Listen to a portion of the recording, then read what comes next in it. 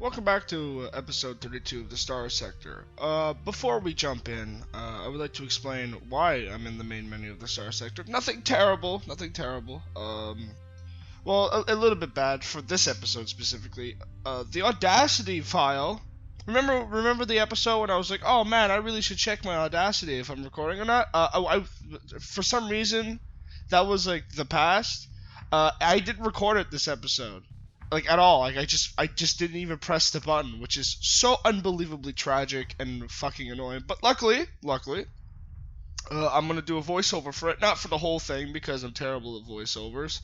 That's definitely something very new to me because obviously I don't know what's going on, exactly everything that's going on. I don't want to be giving misinformation about the scene. I'll give everything I can in the video. I'm gonna put some timestamps here specifically for parts of the video that people would find interesting. But other than that, it's basically going to be a general catch-up to understand what I was doing this episode. Not a lot actually happened this episode, just a lot of fights, because obviously we're still at war in our own sector. But other than that, it's a very laid-back episode, very calm. There's not much that happens. We take on a couple of high-value bounties, and that's basically it. We make money from selling blueprints and stuff. I'm really disappointed that I completely forgot about it. It's the only episode that doesn't have audio, and that will be for damn sure. I'm gonna even start with NVIDIA Shadowplay from now on, and I'm gonna keep it on, like the separate channels. So if I ever do lose my audio, like I just somehow lose it eventually, right? I will at least have some sort of backup audio because I remember even clicking it. It just, I guess, well, the thing is, I did something new that I haven't done, which was open a bunch of Audacity tabs and just do a bunch of videos and then edit them all at once. Looks like I can't do that because holy fucking shit, that could have been 1, 2, or 3 episodes. Luckily, it was the most relaxed one. I find it's super relaxed. But other than that, I hope you guys enjoy, and I'll see you from here on out. This is the first quote-unquote strike fleet that we fight against. It's from the Terra group, Kingdom of Terra. It's a pretty sizable fleet. Definitely put us on the full offensive and defense. Definitely made us bring out a few really good ships. But other than that, I'm gonna let the battle go on because there's not much to go here. It's the same things that we've been fighting against quite often. There's not much to go over about. You know what's gonna happen. It's just it went very fucking well. But I hope you guys enjoyed the fight, and then I'll commentate on the next one. See you then.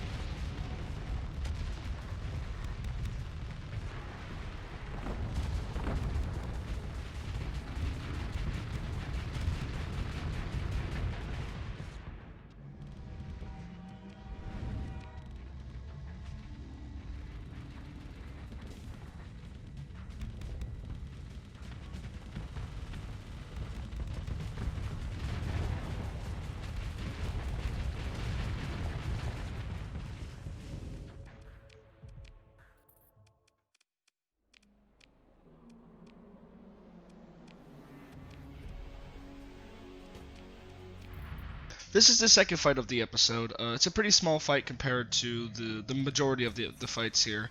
But other than that, it's the Vengeance Fleet, the level 1 Vengeance Fleet that we go against. For some reason, this is just for the future. I forgot to explain it. This is actually because I couldn't find the audio for the second fight for some reason. I guess I guess I replaced it with some other file, which has happened with Audacity. Thank God it wasn't for anything important ever. But anyways, our colony is actually getting pretty strong enough to fight off low-level Vengeance fleets. So the level 1 was just it just came at me and attacked me. So you guys could enjoy it. It was a see there's the second Vengeance fleet being prepared from the Stormhawks. But other than that, we're actually starting to get pretty good at defending ourselves from Vengeance fleets, other fleets, basically small patrols and stuff. Our own colony can handle it itself, which is very nice to know.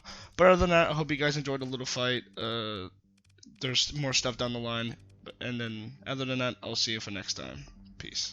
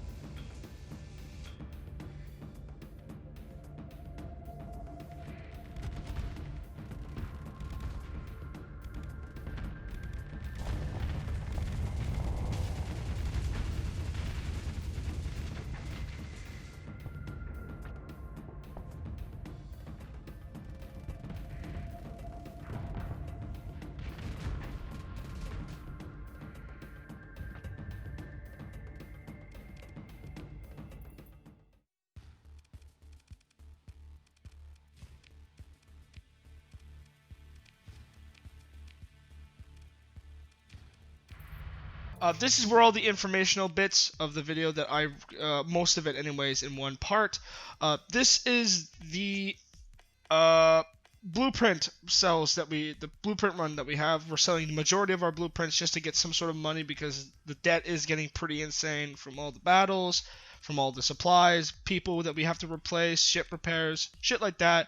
Just tons and tons of money needed, and I'm just selling all the blueprints, which can only be sold in the black market, because if we're going to sell any blueprints, the pirates will be able to use them.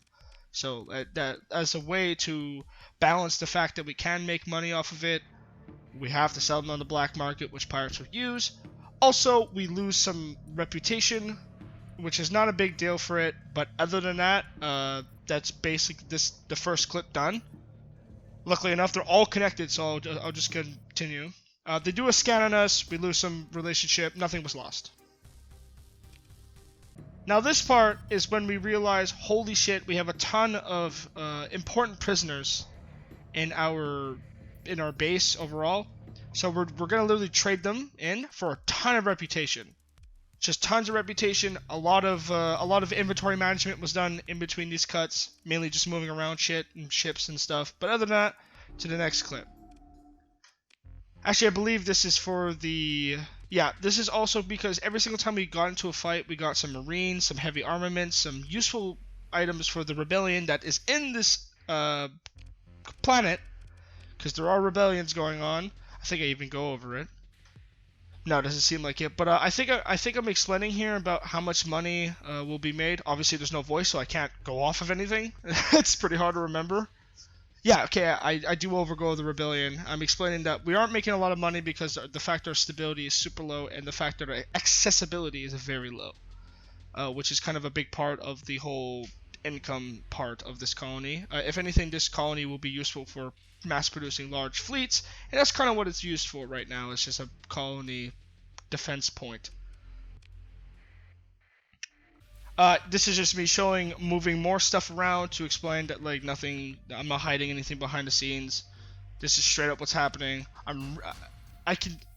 Yeah, so it's just me moving stuff around. I think there's more PD in here, I mean, more blueprints in here. I think.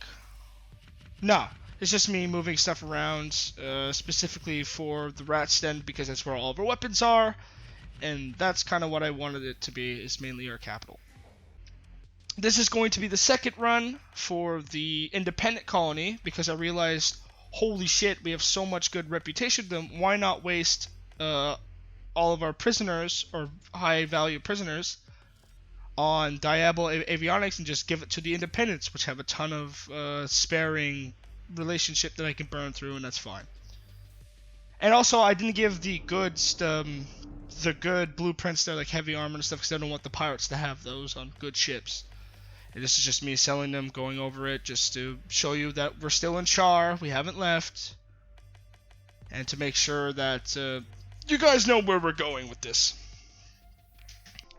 I think this is me explaining that on the map we are planning, and I'm really kind of bummed out you guys didn't get to hear. It's my plan for the derelict mothership, which is actually going to be kind of a big deal for later on, because we need a bunch of really high-tech stuff like psychonaut cores, which are good for fuel production, pristine nanoforges, a ton of really good shit we can get from that, and really good blueprints and AI cores, which, as you can see from our colonies, desperately need those. And this is the second massive invasion fleet to our main colony, mind you. This is to our actual home base. The fleet is actually pretty fucking terribly large. It was actually really scary. I was not expecting it. I think we even fight 2 waves, but yeah, no, it was pretty scary. It's just the same stuff. It's a lot more interesting, this one. Don't get me wrong. There's a lot more involved. But I hope you guys enjoy it, and I'll see you in the next clip. And the next 2 clips, which start at around 26 minutes, if you want to skip these fights and stuff, will be the high bit value bounty number 1, which is the 600,000 one, and the second one will start around at 36 minutes, and that'll be the $500,000 one with that cool blue ship. But other than that, I'll see you guys in the next clips.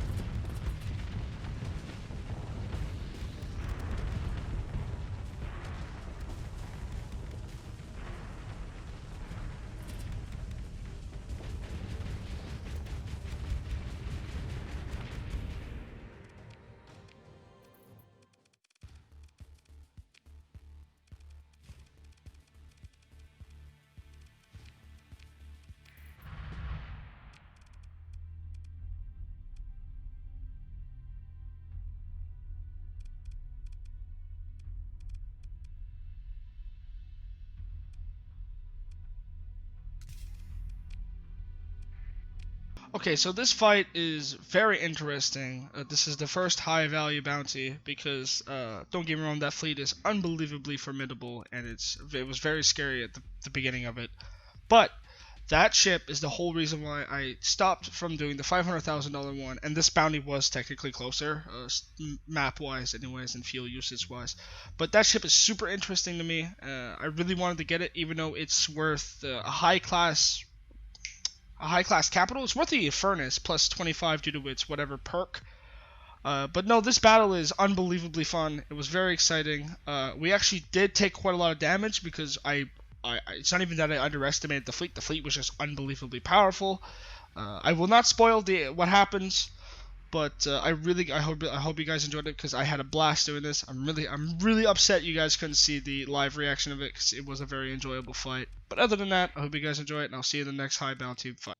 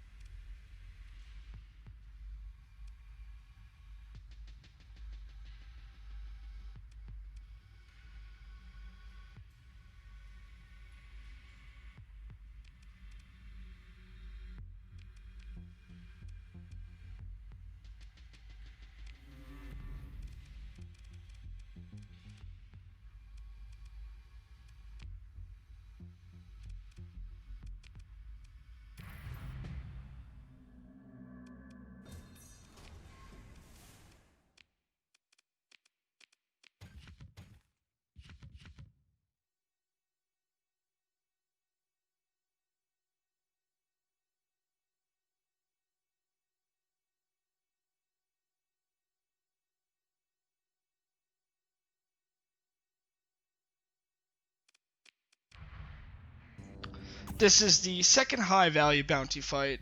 This fight actually went, to me, honestly, it went very well for a pretty sizable fleet. That fleet was actually unbelievably large. We learned that ship is his custom ship, anyways, is a very good ship. It's really capable of doing some really good damage, and it was really scary. It was very intimidating to learn how powerful it was. For a 28 ordnance cost cruiser, it is really capable of doing some amazing damage. But the whole idea was to realize that he had very little anti-fighter support. As you notice, they brought both Astrals out, which was actually the big token piece for that, and the Infernus does a really good job. And as you notice from, if you skip the last fight, the last high value bounty actually did destroy our conquest. Luckily enough, it has a minor damage, which is erratic fuel injector, which is the one I hate the most. But it's not bad enough for the fact that that ship has been with us basically the entire game. And finally, the old ship did have a blowout and did lose and almost lost it completely. And the funny thing is, I didn't even realize we lost that ship. But the last fight was also very enjoyable. And if you didn't watch that part and you're just here to see how the battles turn out, we did not get the custom ship from the last battle. The last battle was an absolute blowout. We got fucking nothing from it. We got basically the most minimum amount of ships we can have. Anyways, I don't want to make any more interruptions. I want you guys to enjoy the fight. And other than that, I'll see you in the next clip. Hope you enjoy.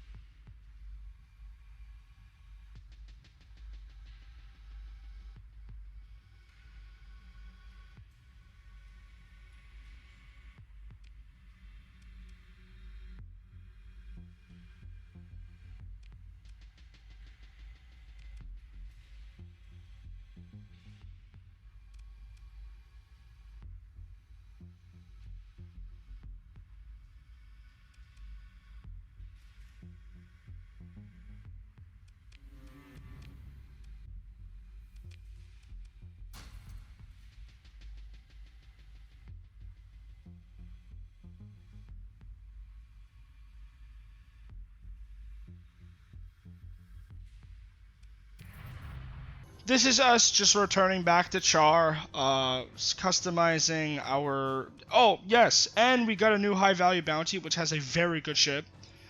And I'm very excited about taking it, because that's a destroyer, by the way. That's a destroyer with a large weapon and a fighter bay. That shit is fucking... That blew my mind when I saw that. But other than that, it went unbelievable. We're heading back from Char, and we got the custom ship from the second high bounty. This is the ship. Might as well just keep going on. We customized it with extended missile racks. I believe I changed it up a little bit, but I'm not too sure. I think you get to see it in the video. But I gave it 2 tachyon lances to have good support, and I tested it with an onslaught because I wanted to see how good it was at maneuvering, because onslaughts are a very good way to test the ship for maneuvering, to see how powerful they are for flanking or whatever.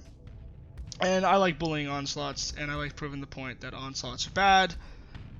I have a vendetta against them, and you get to see exactly what the problem is with them and why I do not like them at all for a capital class ship.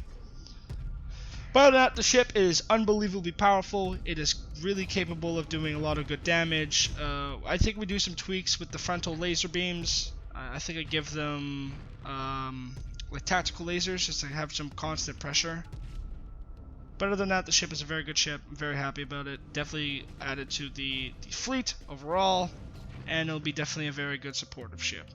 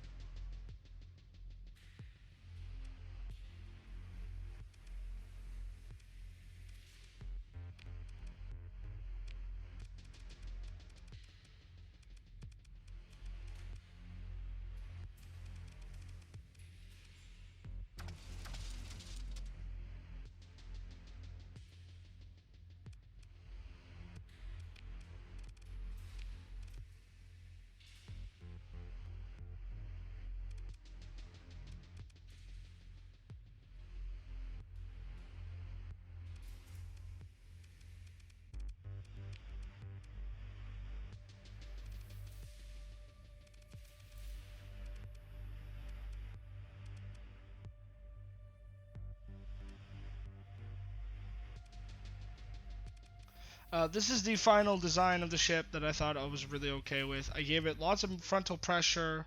I still kept the tachyon lances. I gave it the bonus beam range just to help a lot with that supportive role. Not even support, like more like a sniper ship. The ship is going to be really good at taking out other ships of its size easily and doing a shit ton of extra damage for it. But other than that, I'm very sorry about the audio loss. I tried to keep the video as long as I could, obviously decreasing it so it's not very annoying for you guys. But other than that, I hope you guys enjoyed. Again, sorry about the loss, and I'll definitely see you next time without the audio issues. But other than that, peace.